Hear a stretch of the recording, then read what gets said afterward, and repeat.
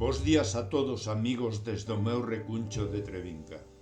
Hoxe adicarei este espazo da madrugada ao profesor Antonio Martínez Coello, que tamén pertence ao noso grupo cultural Nós, a xente do redor, do que atopei este fermoso poema ao que terei o atrevemento de poñerlle voz. Sempre o teu farol me segue, nunca eu de ti desistí, nen por máis que me achegara a ele, que sen luz ao fin. Que me deixas para desvariarte entre as nubens para onde tu ir. Didme como eu máis te ver cando entre elas sair.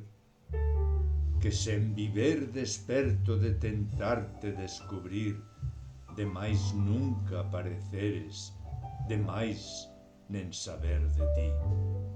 E así miña vida toda tras de ti que eu nao viví, tras das túas badaladas de silencio carmesín, da túa boca sen palabras, rorejantes tras de min.